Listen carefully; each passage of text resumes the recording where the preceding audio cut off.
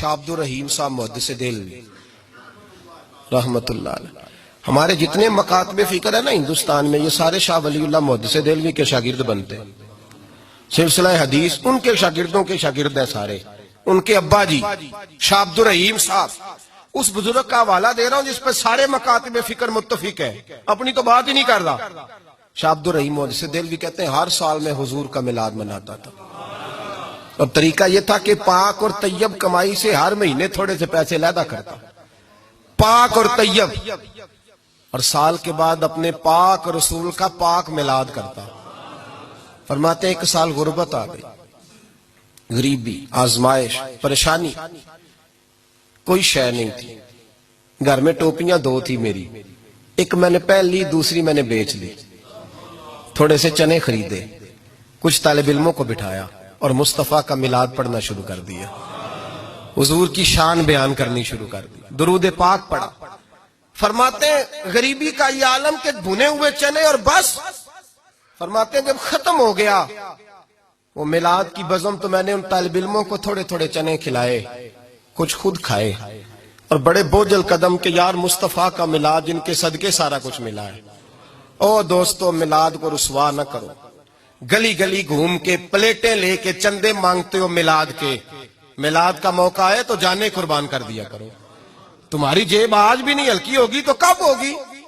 بچے میلاد، میں شیشہ نیچے کر کے نا گاڑی کا، مجھے مل جائیں بچے میلاد میں کے لیے پیسے مانگتے تو میں کہتا میلاد نو مانگت کر چھڑے آجے، چلو گھر دوڑ جاؤ۔ یہاں بھی سنی سے یہاں بھی کہنا پڑے گا کہ پیسے دے، اسے تو خود آ کے مسجد میں کہنا چاہیے بتائیں میلاد کب ہونا ہے، اس لیے کہ یہ میرے رسول کی تشریف آوری ہے۔ اس دفعہ جھنڈیاں بھی میرے ذمہ، جھنڈا بھی میرے ذمہ، لائٹنگ بھی میرے ذمہ، لنگر بھی میرے ذمہ۔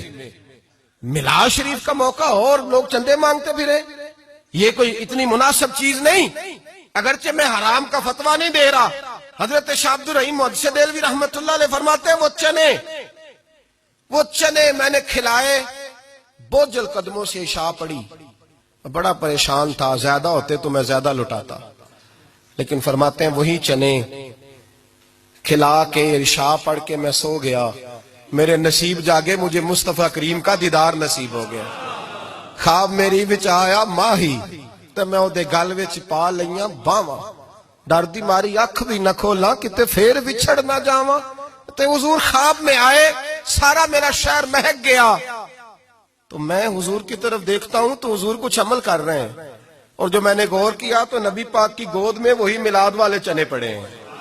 حضور ان کو اپنے ہاتھوں میں لیتے ہیں، تناول فرما رہے ہیں، اور فرماتے ہیں جب میں نے دیکھا نا حضور کا چہرہ تو نبی پاک میری طرف دیکھ کے مسکرائے، تو میں سمجھ گیا میرا سونا مجھے بتا رہا ہے کہ اگر تیرے یہ چنے مجھے پسند ہے تو سمجھ لے تیرا میلاد میں نے بڑا ہی پسند فرمایا ہے، تیرا تذکرہ میلاد۔ ضروری تو نہیں کہ آپ علامہ صاحب کو بلائیں، ضروری تو نہیں نعت خواں کو دعوت دیں، محفل نعت کے میلاد کے تقاضے سمجھو، آپ اپنے گھر میں بچوں کو بٹھائیں، حضور کے تذکرے سنائیں، کوئی عرض نہیں۔ میلاد کا مطلب کس نے شرط لگائی ہے کہ آپ کے پاس 50 لاکھ